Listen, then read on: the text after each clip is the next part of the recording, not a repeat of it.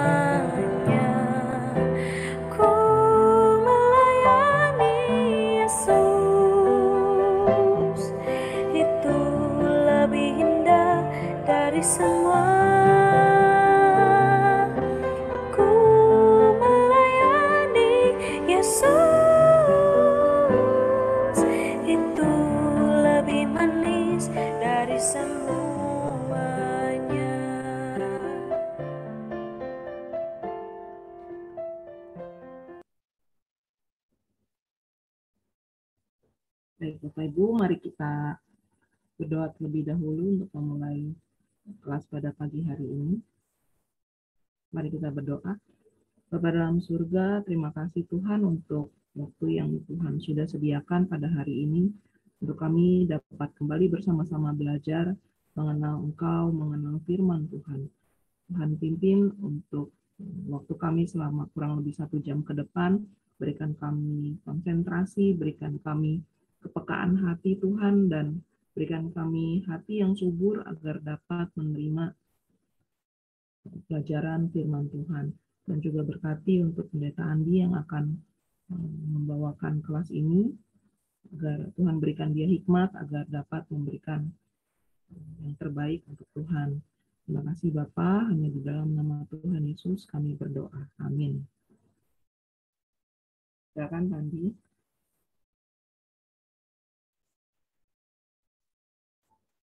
Selamat pagi Bapak Ibu yang dikasihi Tuhan.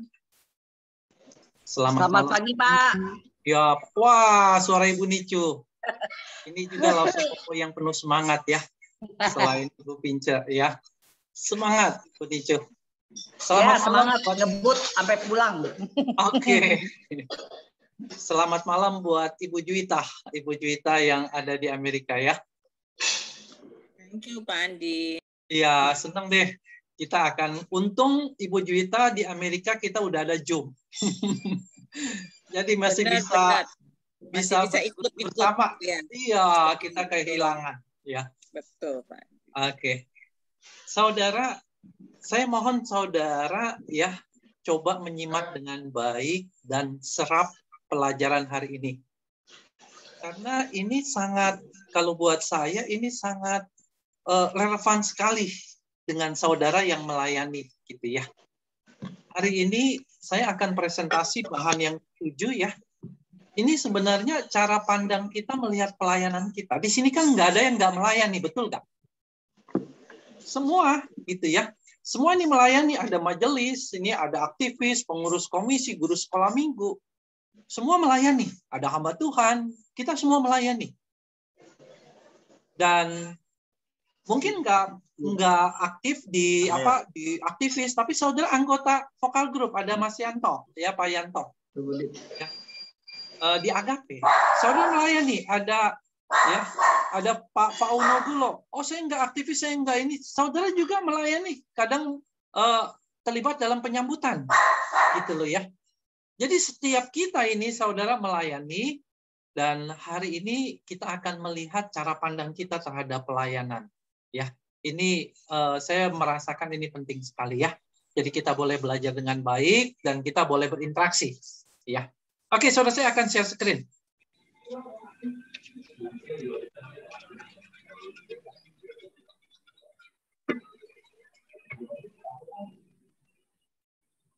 Saudara bisa lihat screen saya?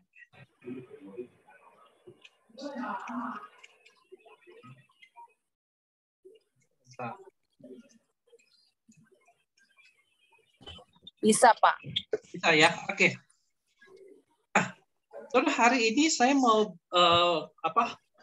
membagikan, men-sharingkan tentang pelayanan sebagai gaya hidup. Saudara, apa bedanya ya pelayanan sebagai gaya hidup dengan pelayanan sebagai kegiatan? Ada yang mau volunteer nggak?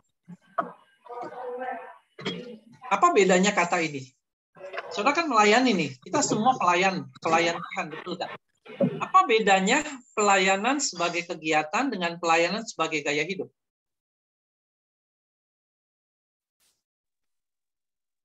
Ada yang mau jawab? Kalau Ibu Yuyun nggak, Bu Yuyun? Gimana kalau menurut pendapat Ibu Yuyun? Kalau menurut saya pelayanan sebagai gaya hidup itu pasti dilakukan dengan hati. Dengan hati. Tetapi jika pelayanan sebagai kegiatan, ya itu rutinitas. Rutinitas. Kadang-kala mungkin ya itu menurut saya, Pak. Terima kasih. Oke, bagus ya saudara ya, dilakukan dengan hati, dan yang satunya lagi rutinitas. Ada yang mau volunteer lagi? Mengumpulkan pendapatnya? Iya Pak, kalau pelayanan dengan tindakan Pak. Tindakan, oke. Ya, kalau gaya hidup memenuhi kebutuhan. Memenuhi kebutuhan, terima kasih ya. Jawaban yang baik ya saudara ya. Kalau pelayanan itu, kalau gaya hidup itu memenuhi kegiatan itu memenuhi kebutuhan ya Bu ya tadi ya? Iya. Oke. Kalau gaya hidup Bu? Itu gaya hidup. Oh, gaya hidup. Kalau kegiatan dengan tindakan Pak, melakukan. Tindakan. Oke ya. Ya, baik ya saudara ya. Dua-duanya dengan hati pasti. Dua-duanya dengan hati. Oke. Ya. Saudara, saya mau bicara gini.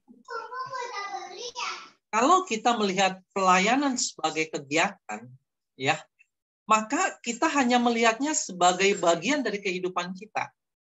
Yang teman-teman katakan betul, ya. Saya menyoroti dari sisi lain. Kegiatan itu adalah sebagian dari kegiatan hidup kita, saudara. Ya, itu pelayanan sebagai kegiatan, dan pada umumnya kita melihat pelayanan itu sebagai kegiatan, bukan sebagai gaya hidup. Nah, kalau gaya hidup, maka melayani itu adalah persembahan seluruh hidup kita. Beda ya. Jadi saudara-saudara hanya melihat pelayanan itu adalah saudara melakukan proyek tertentu dan biasanya berkaitan dengan kegiatan gereja. Nah, saudara melihat itu sebagai pelayanan. Ya, betul itu pelayanan, saudara ya. Tapi kalau pelayanan sebagai gaya hidup, saudara, maka whole your life gitu ya. Hidupmu seutuhnya itu adalah pelayanan. Nah, ini konsep Alkitab, saudara. Ya. di mana di dalamnya juga adalah pelayanan sebagai kegiatan, saudara. Karena firman Tuhan katakan kita ini sudah ditebus dan harganya lunas dibayar. Kita ini bukan lagi hamba dosa, tapi hamba Kristus. Seorang hamba berarti seluruh hidupnya, saudara, adalah untuk tuannya.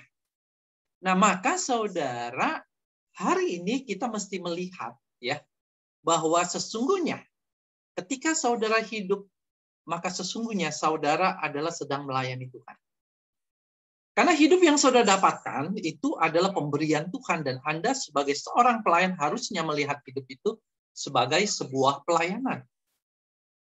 Jadi kalau pelayanan sebagai kegiatan, dia merupakan salah satu bagian dalam kehidupan kita. Tapi kalau pelayanan sebagai gaya hidup, saudara, seluruh hidup kita.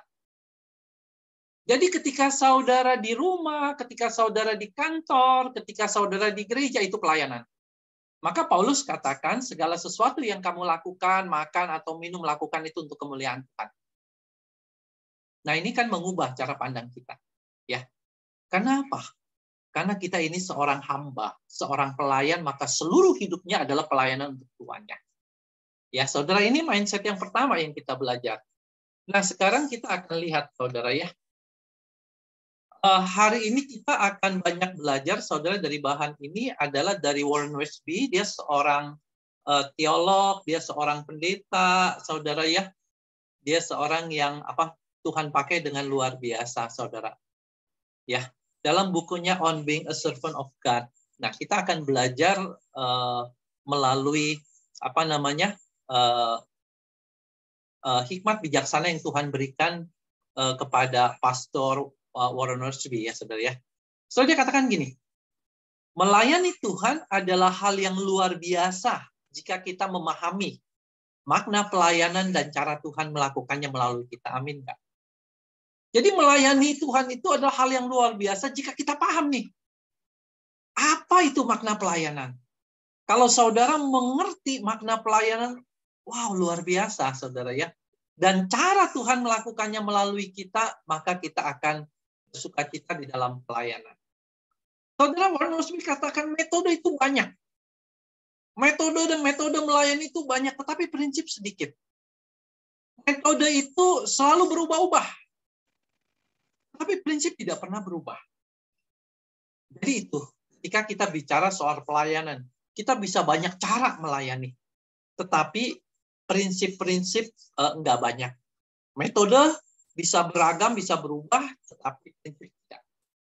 Saudara, saya ingin kita buka speakernya, ya.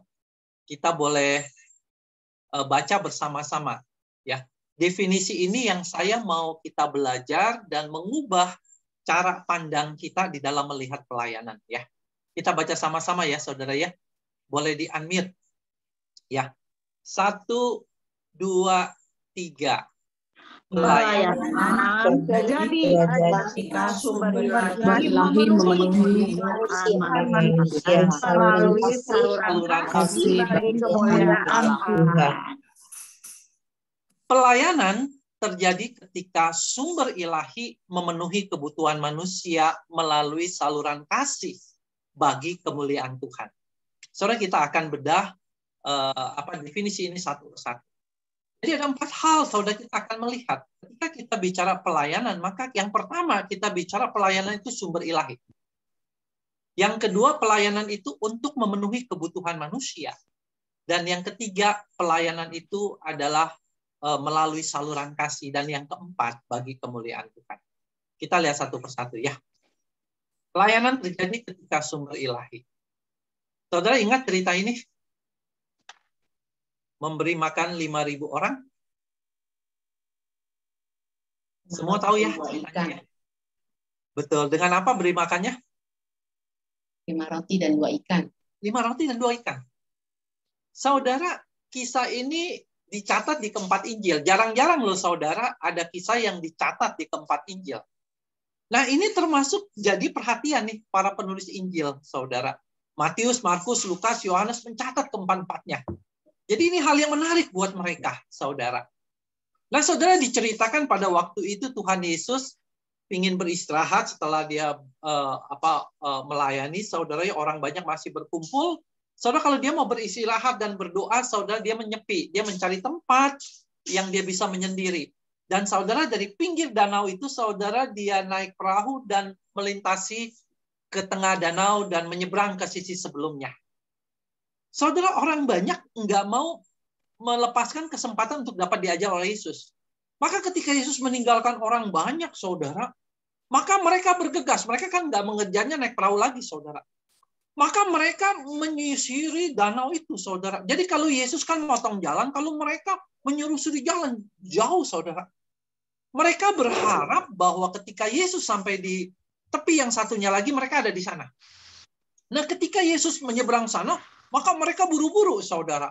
Ya, mungkin ada yang belum sempat sarapan, mungkin ada yang nggak sempat bawa bekal, mungkin ada yang nggak bawa uang, berbagai macam. Kenapa? Karena harus buru-buru. Karena waktu itu belum ada handphone, saudara bisa kasih tahu, bisa Google Map, gitu ya. Maka mereka buru-buru bergegas menyusul sebelum Yesus tiba di tepian yang satu, mereka udah ada. Mereka udah tiba sana. Dan benar saja ketika Yesus tiba sana, orang banyak udah berkumpul. Nah, Yesus itu hatinya penuh belas kasihan, maka dia mengajar orang banyak itu. Mengajar sampai sore, saudara, dan baru disadari bahwa mereka nggak punya makanan. Muncul satu masalah, saudara. Ya. Masalah bahwa 5.000 orang ini butuh makan. Saudara, jumlahnya nggak 5.000, saudara, itu laki-laki. Belum istrinya, belum anak-anaknya, jadi begitu banyak orang.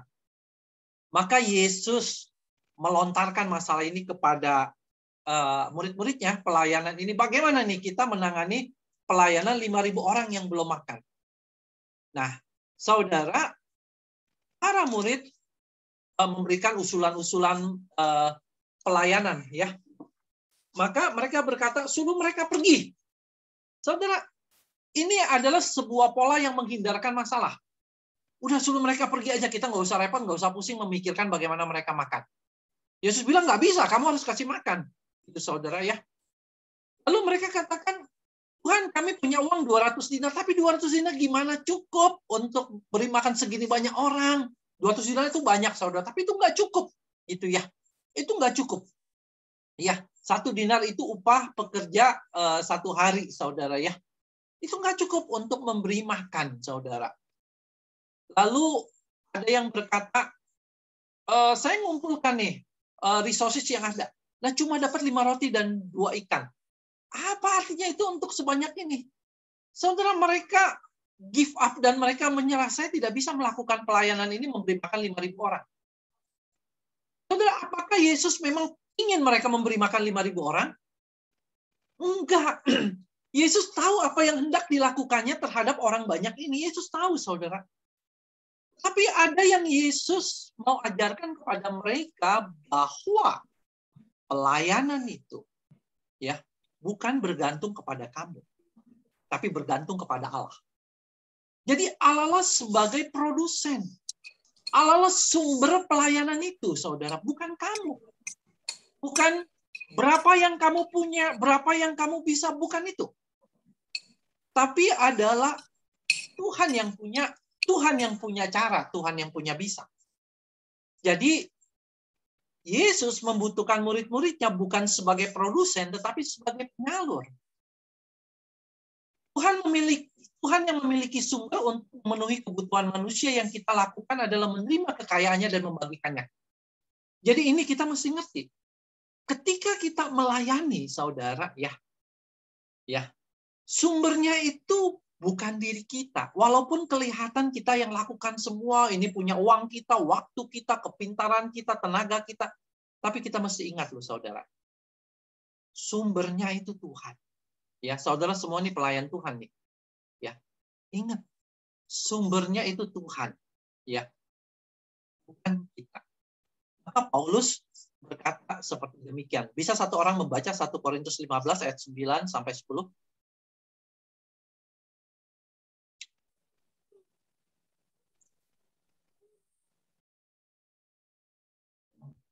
Boleh satu orang bacakan? Ya, saya ya Pak. Ya, karena aku adalah yang paling hina dari semua rasul, bahkan tidak layak disebut rasul.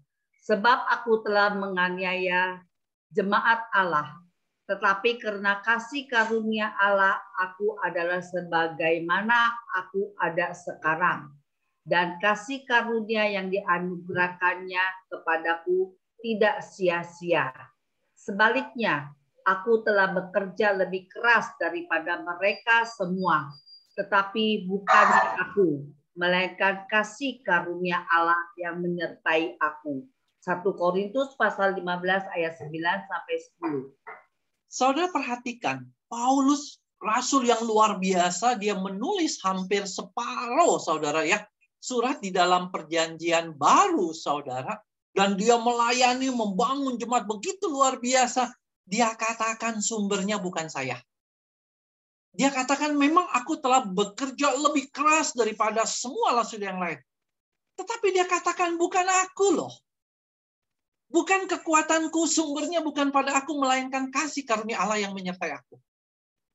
Jadi saudara, ya ini kita mesti ingat. Ya, mesti ingat bahwa sumber pelayanan kita bukan kekuatan kita, kekayaan kita, kepintaran kita, tetapi Tuhan. Ya, sumber ilahinya. Saudara John Piper dalam bukunya Brother We Are Not Professional, dia katakan gini. Perbuatan-perbuatan baik bukan untuk membayar anugerah. Hal tersebut meminjam lebih banyak anugerah. Ini kan pemikiran kita. Dia memberikan insight yang saya pikir baik sekali. Saudara, kadang-kala kita berkata, aku melayani Tuhan itu untuk membalas kasih setia Tuhan, ya kan? Membalas hutang budi kita kepada Tuhan, betul tidak, saudara? Tuhan sudah menyelamatkan saya, Tuhan sudah menjadikan kita anak Tuhan, gitu ya. Maka saya mau melayani dia sebagai ungkapan rasa syukur saya. Terima kasih saya. Enggak salah, saudara. Kita mempunyai hal seperti itu. Tetapi John Piper, dia sangat kritis. Dia mengingatkan kita. Ingat loh, ketika kamu melayani Tuhan, enggak hutang budi sama kamu. Justru kamu semakin berhutang kepada Tuhan. Kenapa, saudara? Ya. Kenapa John Piper katakan seperti demikian? Karena ketika kita melayani, sumbernya bukan kita. Ketika kita melayani Tuhan yang bekerja di dalam kita. Ketika kita melayani Tuhan yang berkarya melalui kita. Semuanya Tuhan, saudara. Jadi apa yang kita punya, enggak ada, sumbernya Tuhan. Jadi kalau dikatakan, kalau kita membaras, kita memberikan, artinya yang kita punya. Tapi pelayanan bukan. Pelayanan adalah Tuhan ya dengan sumbernya yang bekerja, gitu saudara, melalui kita. Nah maka kalau kita katakan kita membalas kebaikan Tuhan, berterima kasih kepada Tuhan, saudara, ya, sedangkan pelayanan itu nggak bisa lepas dari Tuhan. Bagaimana kita katakan kita berterima kasih dan membalas kepada Tuhan, dan kita masih bergantung kepada Dia, kita masih bersumber kepada Dia. Jadi itu dia. Maka dengan pola pikir ini John Piper katakan pelayanan itu ya bukan kita membayar anugerah kepada Tuhan. Justru kita akan semakin lebih banyak lagi menerima anugerah dan kasih dari Tuhan. Justru kita semakin berhutang budi lagi kepada Tuhan karena Tuhan memakai kita menjadi alatnya, saudara. Ya. Maka John Piper mengatakan sebuah kalimat yang cukup keras, saudara. Sampai umat mampu memahami hal ini, saudaraku, ajari mereka untuk tidak melayani Tuhan. Ya karena kan kalau belum mengerti konsep ini, jangan melayani. Jangan kamu pikir Tuhan berhutang budi sama kamu. Jangan kamu berpikir gereja berhutang budi pada kamu. Jangan kamu berpikir nggak ada kamu, pelayanan ini akan ambruk. Semua bergantung kepada kamu, enggak. Sumbernya Tuhan. Enggak ada kamu, Tuhan bisa pakai yang lain kok. Jadi saudara, kita harus betul-betul menyadari bahwa sumber pelayanan kita adalah dari Tuhan. Ya, John Piper katakan, sampai umat mampu memahami hal ini, ajari mereka untuk tidak melayani Tuhan dulu. Kalau belum ngerti, jangan melayani dulu. Saudara ya. Saudara, ini John Piper katakan seperti ini. Hal hal yang baik, saudara, ketika kita punya prinsip ini, saudara, maka kita akan belajar dan melihat. Kita tidak akan takut pada tantangan-tantangan baru karena tahu Tuhan memiliki sumber untuk memenuhinya. Ya, kita tahu bahwa ketika kita menghadapi kesulitan-kesulitan pelayanan dan Tuhan mengutus kita ke sana, kita tahu, ya, kita memang ada khawatir, ada takut, tetapi kita tahu, saudara, kekuatan bukan pada diri kita. Kekuatan itu sumbernya dari Tuhan untuk melayani. Jadi, saudara, walaupun takut, kita masih bisa melangkah. Lalu yang kedua, kalau prinsip ini menjadi prinsip kita, saudara, kita tidak akan frustasi karena berusaha menghasilkan segala sesuatu untuk menyelesaikan pelayanan. Sampai satu titik, saudara, ya, pelayanan itu mentok, pelayanan itu susah, saudara, ya. Kita paksa diri kita push diri kita, saudara, sampai kita burn out. Ya. Sampai kita burn out, sampai kita frustasi. Saudara, hal ini mengingatkan saya beberapa kali sampai titik itu, saudara, frustasi, gitu ya.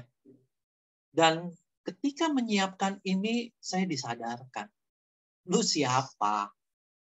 Yang punya pelayanan tuh aku, gitu loh. Ada waktunya untuk aku mengerjakan, gitu. Nah, saudara, ya, kita tidak akan frustasi karena berusaha menghasilkan segala sesuatu untuk menyelesaikan pelayanan. Karena kita tahu Tuhan yang bekerja. Gitu. Sumbernya dari Dia. Sehingga ketika kita udah sampai satu titik, kita percaya ada waktunya Tuhan. Kalau kita sudah melakukan do my best, gitu ya. Saudara, yang ketiga, kita tidak tergoda untuk mendapatkan pujian saat Tuhan memberkati pelayanan kita. Saudara, kita sangat tergoda, saudara, untuk menerima pujian, kesuksesan, keberhasilan pelayanan kita. Saudara, kalau kita ngerti konsep ini, saudara, maka kita tidak akan tergoda. Bukan artinya kita tidak boleh bangga. Ya, kita bangga, tetapi ada batasnya dan kita tahu, saudara. Sehingga saudara tidak jatuh ke dalam dosa, dicobai oleh iblis, saudara. Sehingga saudara tidak jatuh pada kesombongan, pada arogansi, dan memandang rendah yang lain. Karena pada hakikatnya, kalaupun itu berhasil, sumbernya bukan saudara, sumbernya Tuhan. Jadi ini kita mesti paham. Ya. Saudara, kita akan mengalami kebebasan baru dan sukacita besar dalam melayani. Betul sekali, saudara. Karena ketika kita melayani, ada supporting dari belakang yang begitu kuat, saudara. Ketika kita melayani, maka ada Tuhan yang punya resources-nya, saudara. Dan kita akan menjadi sumber yang nggak ada habis-habisnya. Paham ya, saudara, ya?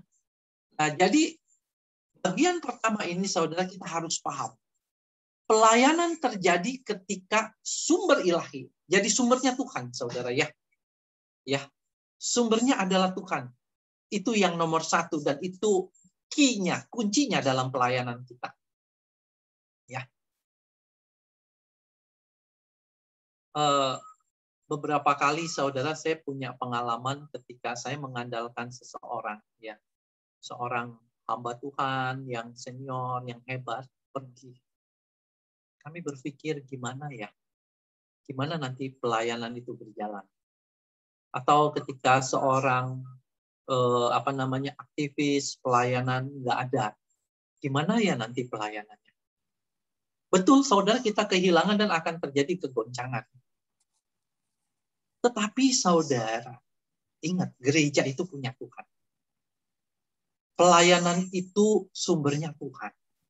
Dia yang bergerak. Jangan takut, saudara, ya. Walaupun kita mungkin akan kehilangan dan merasa gimana gitu ya, tapi jangan takut. Ya.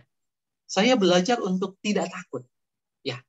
Tuhan akan menyediakan orang lain, saudara. Ya. Oke, saudara, yang kedua, pelayanan terjadi ketika sumber ilahi memenuhi kebutuhan manusia. Jadi ingat nih, saudara, pelayanan kita memang untuk Tuhan. Tapi Tuhan kan nggak kelihatan. Iya kan? Kita kan nggak berinteraksi langsung. Dan melayani Tuhan itu berarti melayani sesama.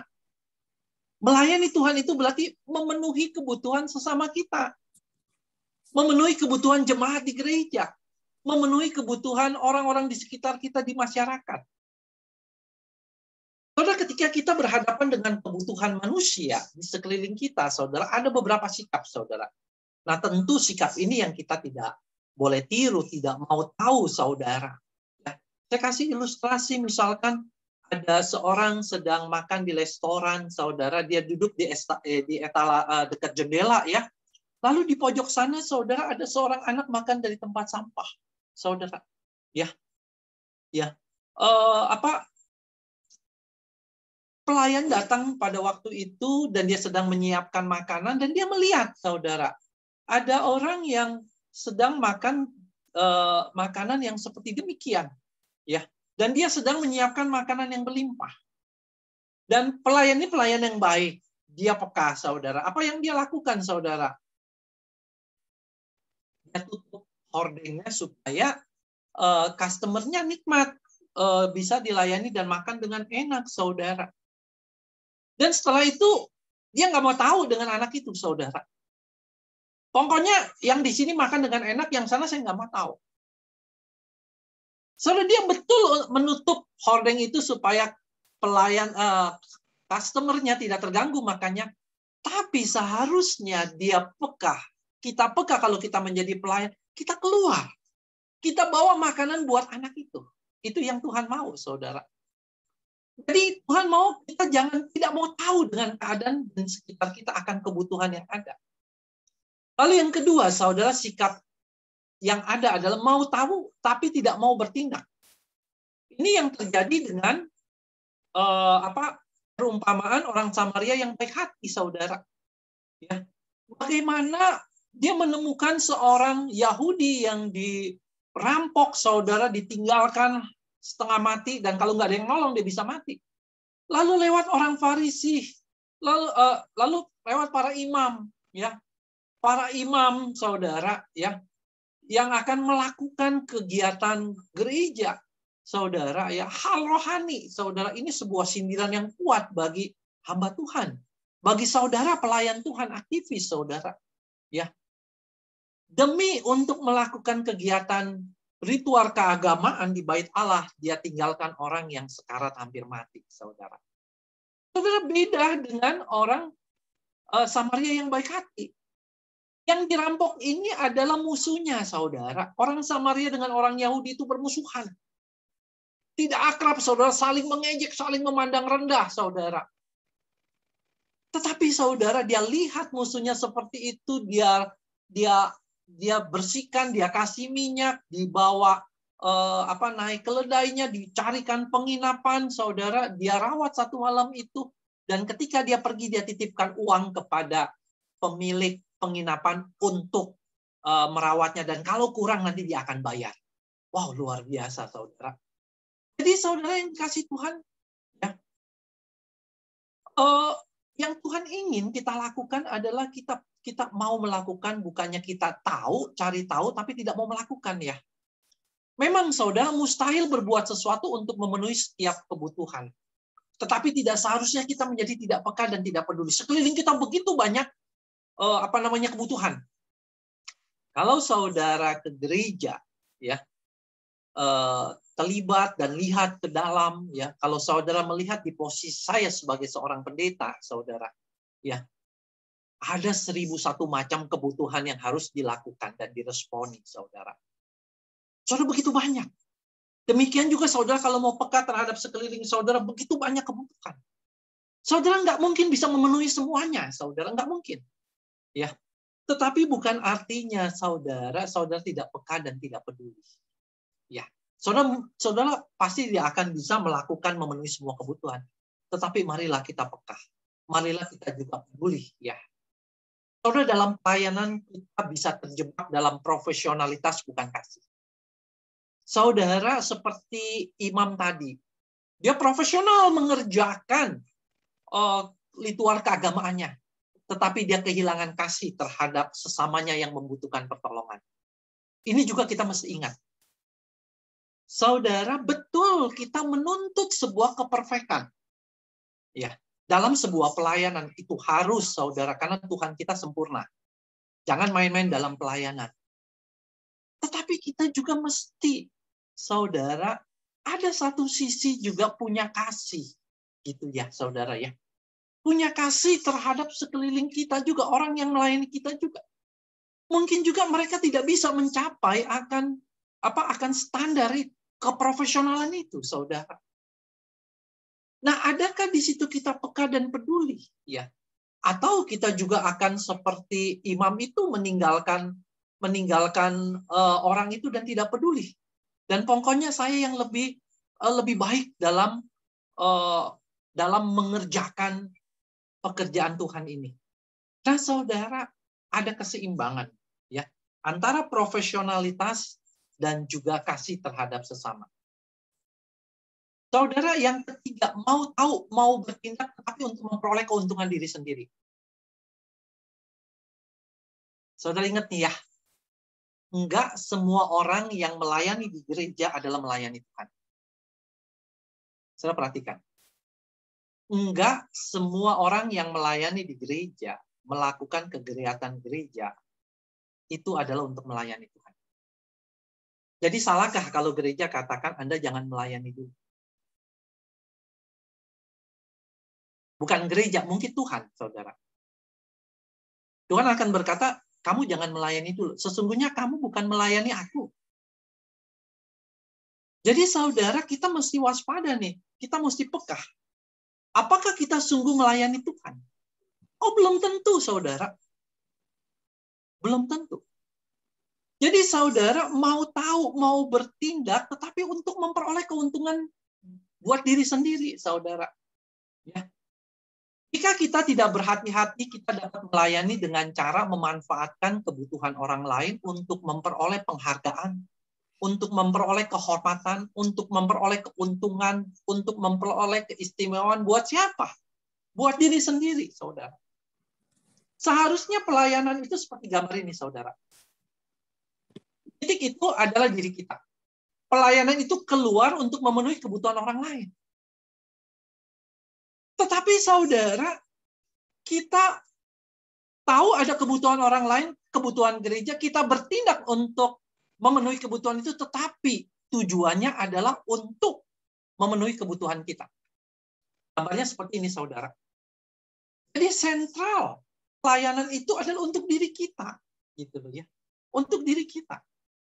Atau kelihatannya keluar, saudara, keluar, tetapi kembali lagi ke diri kita. Nah, ini kita mesti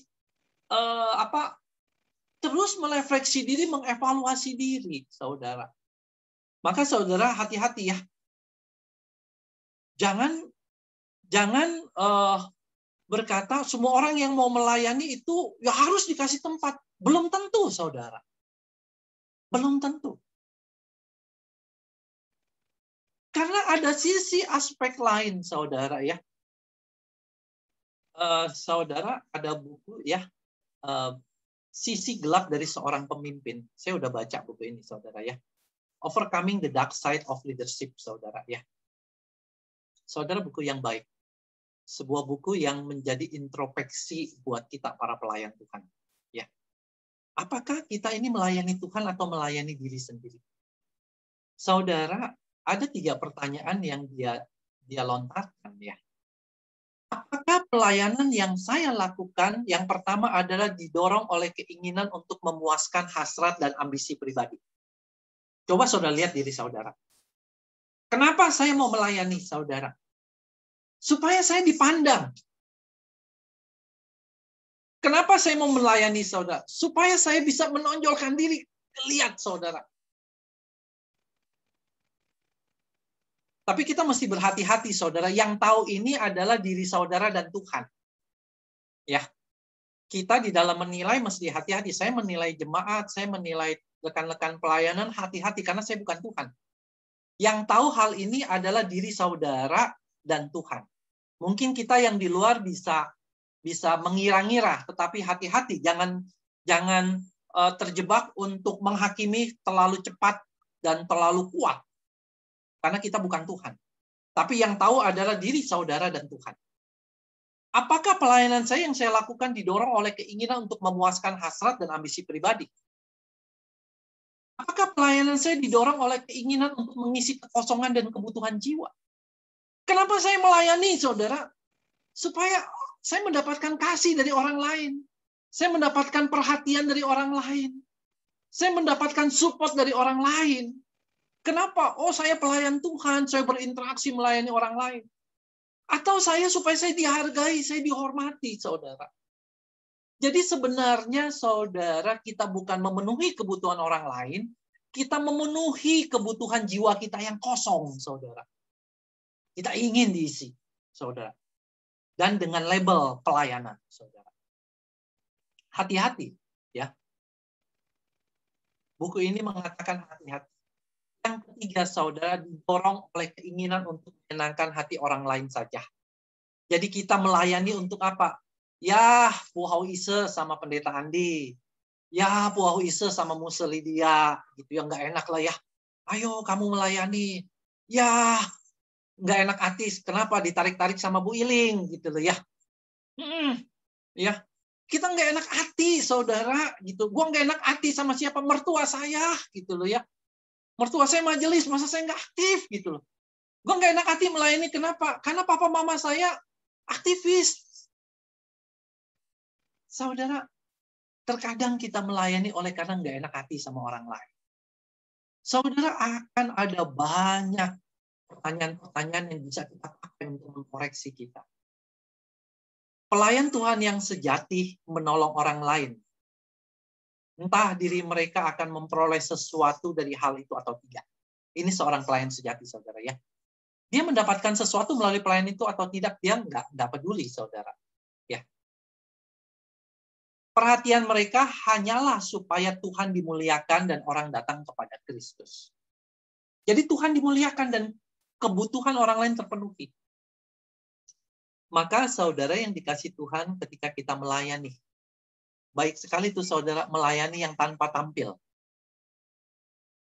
Bukan artinya semua pelayanan harus gitu. Enggak. Bisa nggak kita melayani tanpa tampil dan terlihat itu diri kita? Dalam case-case tertentu ya mesti harus seperti itu, saudara. Tapi bisa nggak selesai kita nggak bicara? Kita nggak menonjol? Bisa nggak? Bukan kita yang tampak kelihatan di luar. Tapi kita bekerja di belakang. Ini sebuah latihan rohani, saudara. Yang semakin memurnikan kita.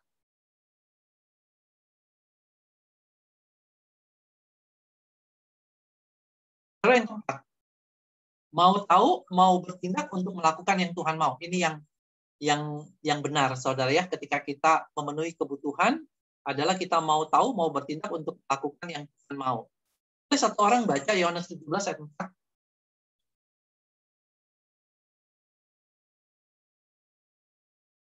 Aku telah mempermuliakan engkau di bumi dengan jalan menyelesaikan pekerjaan yang engkau berikan kepadaku untuk melakukannya.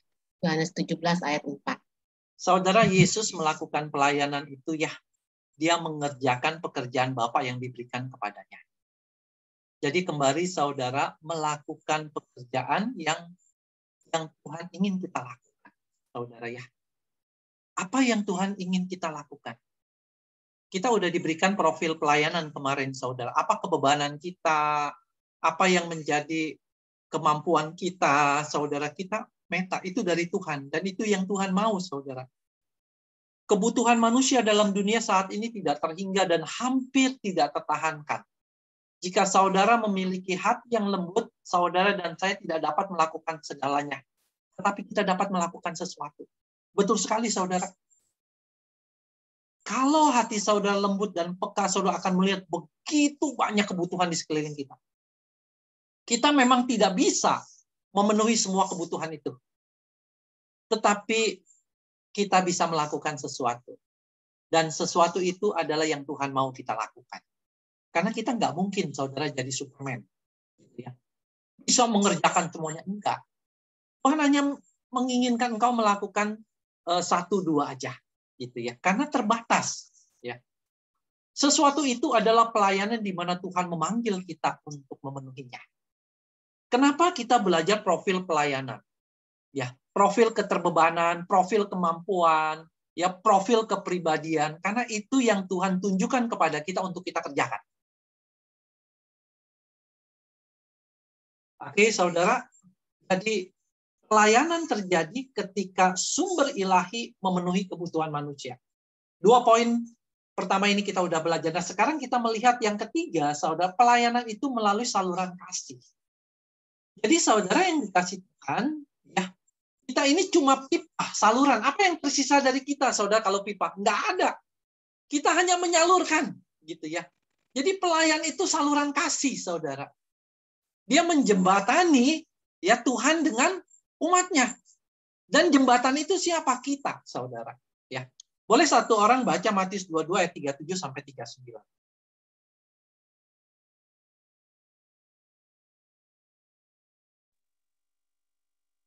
Saya, Pak. Oke, silakan. Jawab Yesus kepadanya, kasihilah Tuhan Allahmu dengan segenap hatimu, dan dengan segenap jiwamu, dan dengan segenap akal budimu. Itulah hukum yang terutama dan yang pertama. Dan hukum yang kedua yang sama dengan itu ialah, kasihilah sesamamu manusia seperti dirimu sendiri. Matius 22 ayat 37 sampai 39. Oke, terima kasih Bu Iling. Saudara, ini perintah Tuhan, hukum yang utama dan utama. Yaitu apa? Kasih. Kasihilah Tuhan Allahmu, kasihilah sesama manusia. Jadi saudara, saluran kasih itu melayani dengan didasari dan digerakkan oleh kasih yang total kepada Tuhan dan sesama. Jadi ini yang mendasari kita, saudara, ketika kita melayani adalah kasih kita kepada Tuhan, kasih kita kepada sesama. Saudara. Jadi kita saluran kasih supaya orang lain melihat kasih Tuhan, saudara. Kalau kita melihat 1 Korintus pasal 13, saudara, yang bicara tentang kasih, di awal-awalnya Paulus katakan ya, nggak ada gunanya kalau kamu tidak punya kasih, ya. Engkau melakukan hal-hal yang hebat itu, saudara. Bahkan kau memberikan dirimu seluruhnya, semuanya. Tuhan katakan percuma kalau tanpa kasih. Nah, saudara, ketika saudara melayani, mengambil aktivitas kegiatan di gereja, apa yang mendorong saudara? Tujuannya adalah itu, saudara. Kasih Tuhan, kasih kepada sesama. Jadi, saudara yang dikasih Tuhan, ya, setiap pelayanan ya yang tidak didasari kasih kepada Tuhan dan kasih kepada sesama, bukanlah pelayanan. Jadi saya mau mengatakan adalah pelayanan yang tidak didasari oleh kasih kepada Tuhan dan kasih kepada sesama bukan pelayanan. Hanya aktivitas agamawi atau aktivitas kemanusiaan saja dan tidak akan sungguh-sungguh dapat memenuhi kebutuhan manusia dan memuliakan Tuhan. Dia tidak akan memuliakan Tuhan dan dia tidak akan sepenuhnya memenuhi kebutuhan manusia. Ya. Nah, saudara, saluran kasih itu apa? Sumbernya dari Tuhan. Ini yang kita udah belajar. Saluran kasih melayani dengan kesadaran penuh bahwa dirinya bukan sumber dan bukan tujuan, melainkan saluran. Sebagai saluran kita menerima dan menyalurkan sumber yang berasal dari Tuhan dan bertujuan membawa kembali segala kemuliaan hanya bagi Tuhan. Jadi sumbernya Tuhan, saudara. Kita ini apa? Pipa yang saya katakan, yang hanya menyalurkan. Ya, kasih Tuhan, berkat Tuhan, kekayaan Tuhan, kehebatan Tuhan, saudara. Tapi orang melihatnya apa? Tuhannya, sumbernya. Ya, bukan kitanya. Saudara, ingat ya, ketika kita melihat pelayanan itu adalah saluran kasih, Tuhan bekerja bukan tanpa kita atau mewakili kita. Enggak. Tapi Tuhan bekerja melalui kita dan di dalam kita. Ya. Jadi saudara, kita ini adalah ya saluran sekaligus di dalamnya Tuhan berkarya ya melalui kita. Dan di dalam kita Tuhan nggak bekerja ya sebagai saluran kasih bukan tanpa kita atau mewakili kita, saudara. Tidak seperti demikian. Jadi saluran kasih melayani dengan kebergantungan pada Tuhan yang dapat memenuhinya dengan kasih dan kemampuan yang diperlukan.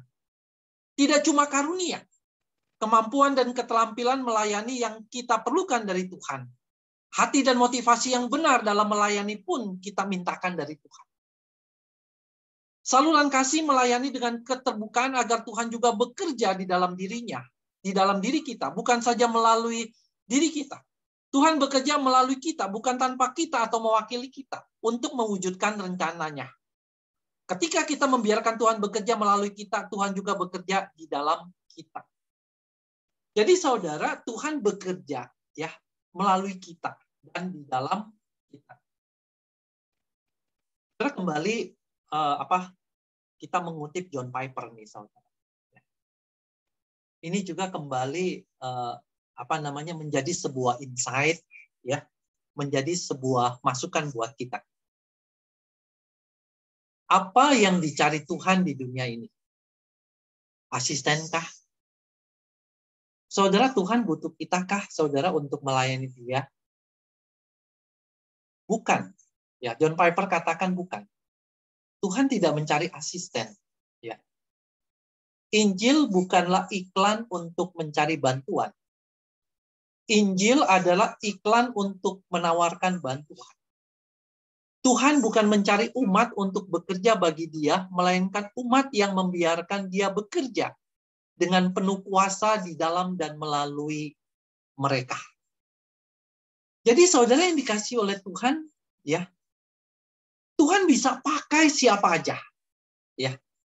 Tuhan bisa pakai siapa aja, karena Dia yang bekerja, saudara, ya. Dia bekerja melalui kita, saudara, ya, di dalam dan melalui kita, saudara. Jadi kalau kita melayani Tuhan, Tuhan panggil kita, ya. Bukan Tuhan berhutang kepada kita, saudara. Bukan. Tapi kita yang berhutang kepada Tuhan. Kenapa? Tuhan mau bekerja melalui kita dan di dalam kita, saudara. Ini yang kita masukan yang baik kalau menurut saya dari John Piper yang membuat kita jadi rendah hati sebagai pelayan Tuhan.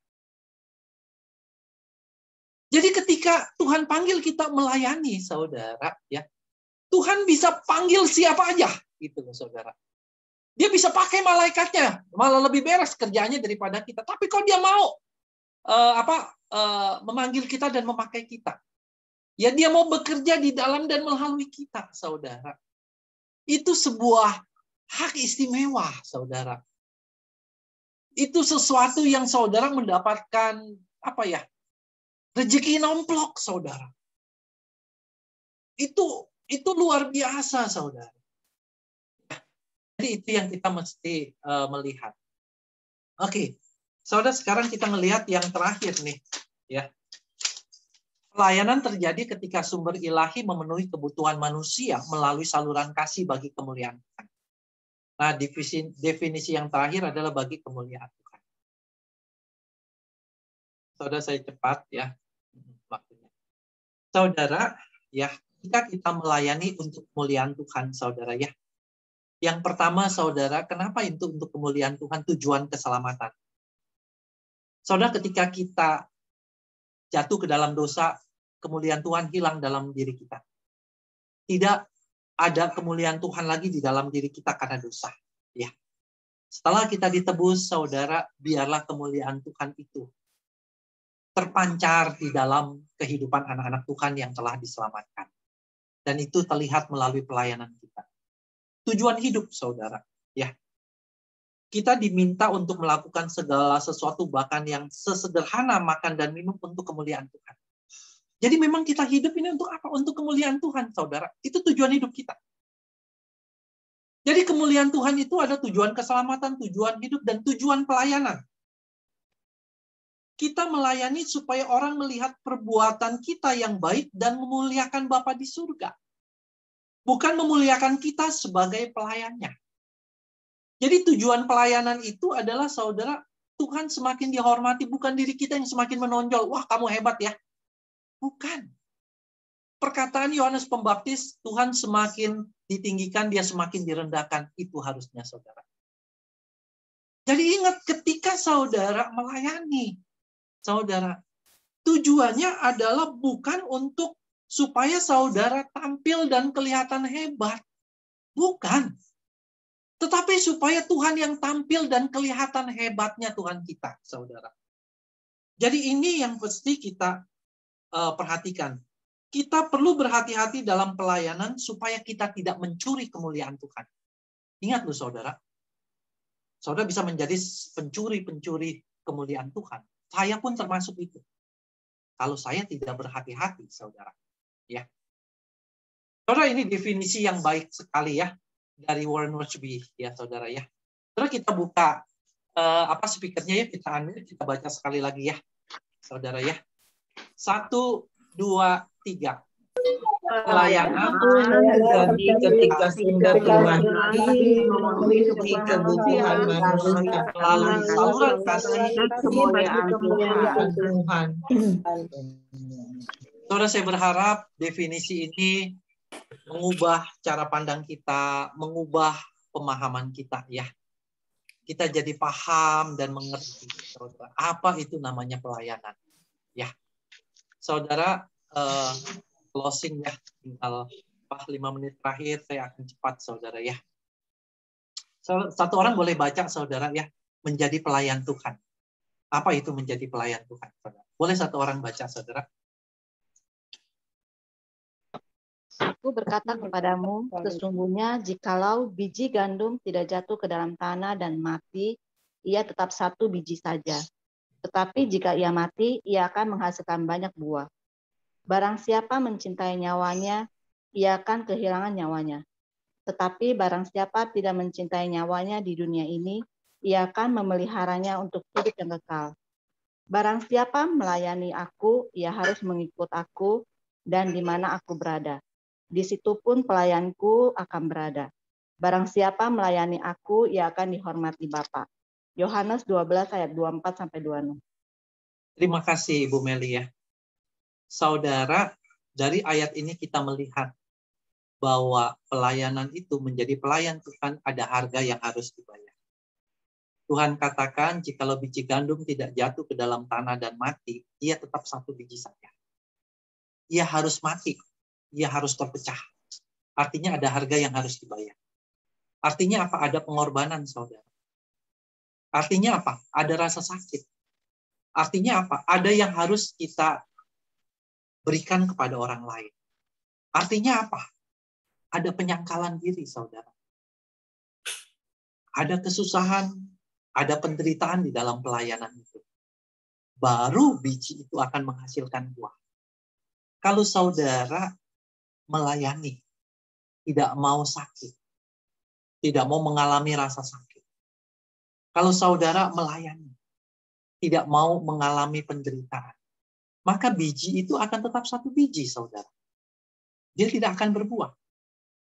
Kemarin di dalam kemajelisan ada yang sharing, saudara, Pak Lausus Santoso katakan melayani itu baru melayani ketika kita merasa sakit. Karena memang tidak ada pelayanan yang apa namanya, saudara tidak bergumul gitu, saudara. Pasti akan bergumul gitu ya.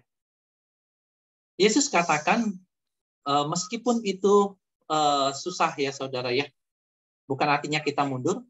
Barang siapa mencintai nyawanya, ia akan kehilangan nyawanya. Tetapi barang siapa tidak mencintai nyawanya di dunia ini, ia akan memeliharanya untuk hidup yang kekal. Barang siapa melayani aku, ia harus mengikut aku. Dan di mana aku berada, di situ pun pelayanku akan berada.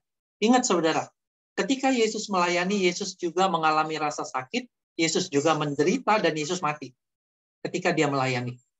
Mana mungkin saudara Tuhan yang mengalami seperti itu dan kita, saudara, tidak mengalami itu. Nggak mungkin, saudara ya. Itu jalan pelayanan. Tetapi saudara lihat, barang siapa melayani aku, walaupun Anda sakit, Anda menderita, bahkan Anda mati, ia akan dihormati Bapa. Allah Bapa akan menghormati saudara. Dia angkat topi terhadap saudara. Makanya Paulus katakan, dia sangat menantikan ketika semuanya selesai dan dia akan menerima mahkota. Dia akan menerima penghormatan dari Bapa. Ya. Karena Yesus katakan ia akan dihormati oleh Bapa. Saudara, tidak peduli pelayanan apa yang Tuhan ingin saudara lakukan, berada dalam pelayanan untuk melayani Yesus adalah sebuah kehormatan. Jadi saudara ingat ya, ini sebuah kehormatan, hak istimewa saudara melayani. Ya. Melayani raja di atas segala raja. Dalam beberapa hal ini adalah pekerjaan paling sulit di dunia. Tetapi dalam banyak hal ini adalah pekerjaan paling membahagiakan di dunia. Ya. Saudara, sulit tetapi ini paling membahagiakan di dunia. Saudara menutup ini, saudara ya, menutup presentasi saya, saudara ya. Buku ini, saudara ya, Warren Wiersbe dia mengutip, saudara ya. Dia berkata gini. Ini menjadi pertanyaan refleksi kita. Apa yang akan saudara lakukan jika Tuhan mengambil pelayanan saudara? Kalau Tuhan stop pelayanan saudara, apa yang akan saudara lakukan? Tuhan berkata, udah kamu nggak usah melayani lagi. Dalam berbagai bentuk Tuhan katakan stop. Saya nggak mau pakai kamu lagi. Saya tidak mau pakai kamu lagi. Nggak usah melayani aku.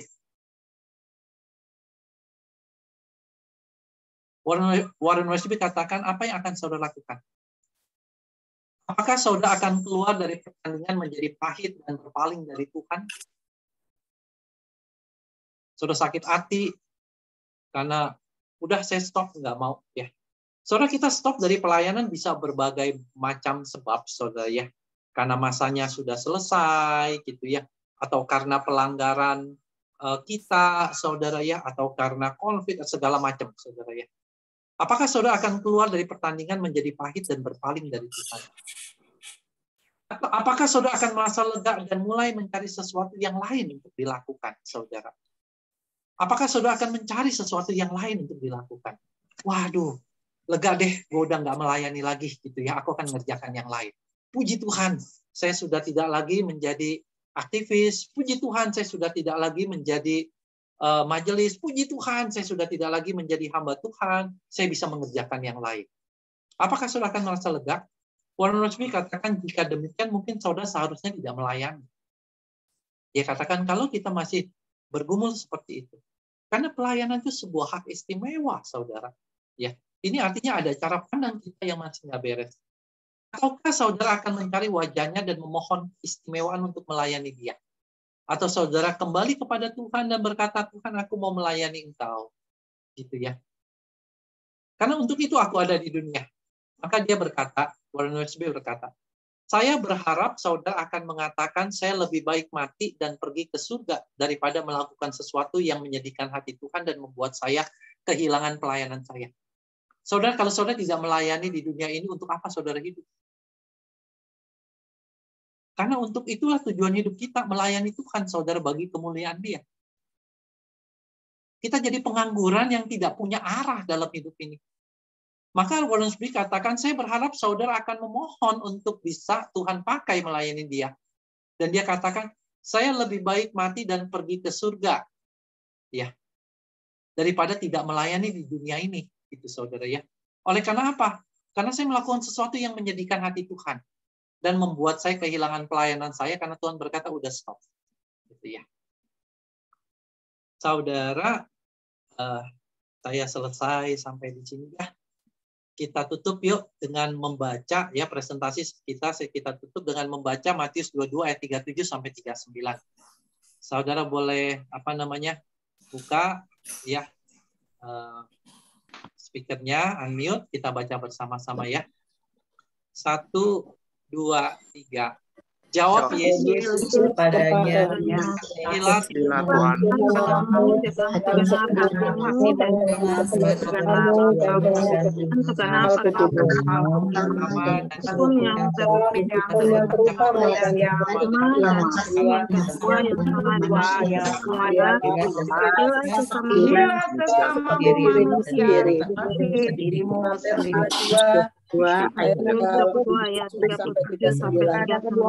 Inilah tergantung seluruh hukum Taurat dan kitab para nabi. Oke, terima kasih saudara ya. Saudara, saya berharap ini boleh menjadi pembelajaran buat kita ya. Cara pandang kita di dalam melayani. Saya pikir ini pelajaran yang penting sekali buat kita yang melayani gitu ya. Silakan saudara, ada yang mau memberikan komentar ataupun tanggapan dari presentasi saya, silakan. Ya.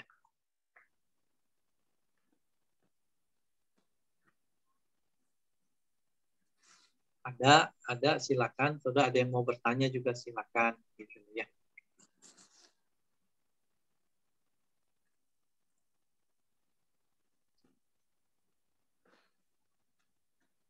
Pak, usul nyanyi ini Pak. yang dia harus makin bertambah, harus makin berkurang. Tapi suara saya pas-pasan, Pak. Iya. Siapa yang bisa nyanyi nih? Ibu Narwati tahu lagunya ya. Ini respon Ibu Desi ketika belajar pada hari ini. Tuhan menunjukkan kepada Ibu Desi lagu ini, gitu ya. Ini depannya apa ya? Saya lupa. Lagu sekolah minggu. Iya, lagu sekolah minggu tuh. Tapi ya suara saya maklum lah. Depannya gimana ya? Saya ingat itunya aja. Ada yang bisa nyanyi gak? Depannya memang seperti itu kok. Ya harus makin bertambah. Langsung Meme bisa nyanyi. Langsung Meme nyanyi, kita dengerin aja ya. Ya. Ya. Ini bisa. Jadi sembah. Kita dengar langsung Meme ya, lagu sekolah minggu. Ya harus makin bertambah. Ku harus makin berkurang. Nama Yesus saja disembah. Ku harus tempat paling belakang. Bila Yesus ditinggikan dan salibnya diceritakan, pasti menarik semua orang-orang datang kepadanya. Iya. Oh, ini dia. Terima kasih Pak Kusman. Luar biasa, cepat. Walah, otaknya encer Pak Kusman.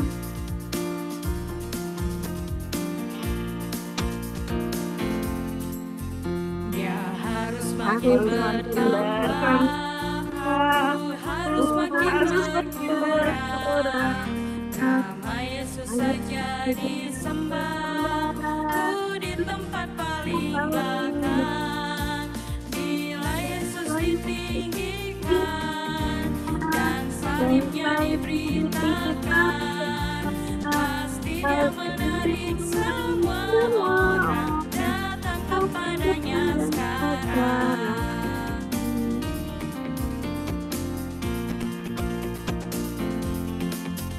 Dia harus makin bertambah, ku harus makin berkurang.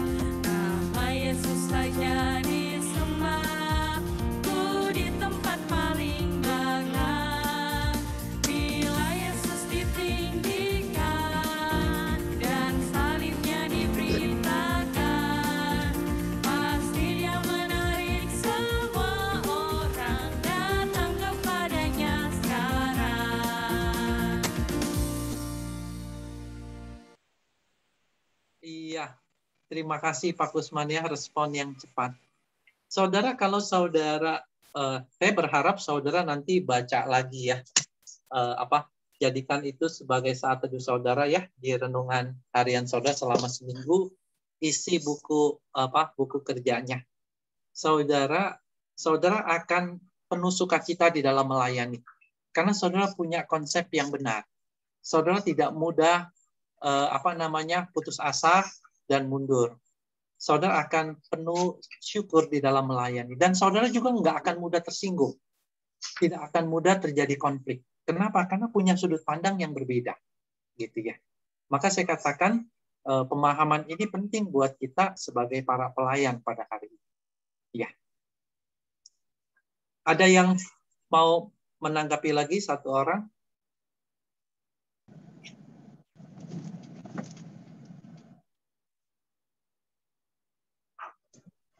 Oke, kalau nggak ada, minta Muslidia ya closing statement, boleh nggak menyampaikan? Kalau Muslidia masih bisa bicara ya, Muslidia boleh kasih closing statement buat kita sekaligus doa tutup. Setelah itu kita foto. Muslidia masih di luar sih, tapi bisa nggak? Kalau nggak bisa ya nggak apa-apa.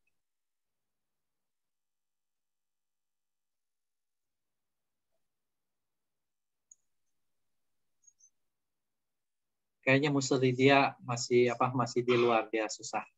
Ya. Oke, saudara, kita berdoa ya. Ya. Kita berdoa, saya berharap saudara ya, kita boleh terus bertumbuh sebagai pelayan-pelayan Tuhan. Mari kita berdoa. Tuhan, kami bersyukur pada siang hari ini kami boleh belajar bersama. Hari ini kami boleh belajar tentang sudut pandang sebagai pelayan Tuhan. Biarlah apa yang kami belajar boleh semakin memperluas wawasan kami dan semakin juga mengkoreksi pemahaman kami. Berkati teman-teman yang belajar pada hari ini. Terima kasih ya Tuhan Yesus. Hanya di dalam nama Tuhan Yesus kami telah berdoa. Amin.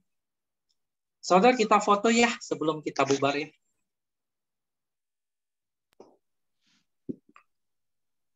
Minta tolong Pak Kusman ya. Seperti dia.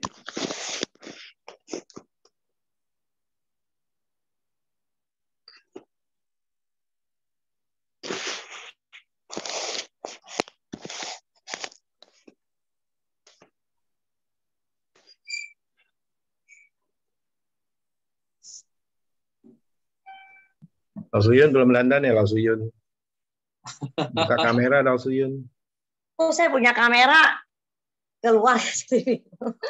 Gimana nih ngaturin? Kebalik gitu. Hah? Balik? Kebalik, ya. Bisa ya? Padahal tadi biasa aja. Lausuyun lagi di Mandalika. Lagi di motor. Lagi di Mandalika.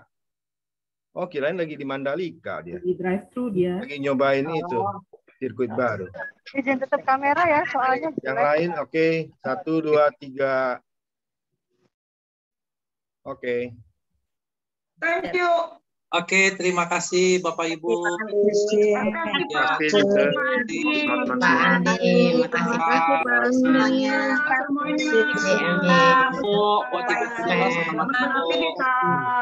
Ya, terima kasih Mbak. Teman-teman, terima kasih Pak Kusman. Terima kasih. Ayu Warnowati. Halo. Ayu Warnowati. Ayu Warno. Ibu Pince. Belum ke GS ya? Yang jauh. Kenapa baru pulang dari BSDP pagi? Oh, udah pulang. Iya. Ini Vera, Ibu Tan Perak ya? Iya, Tan Perak. Ibu Tan Perak ya, oke. Aiwancen, Aiwano, Aiwancen ya, Warnowati, Cinme.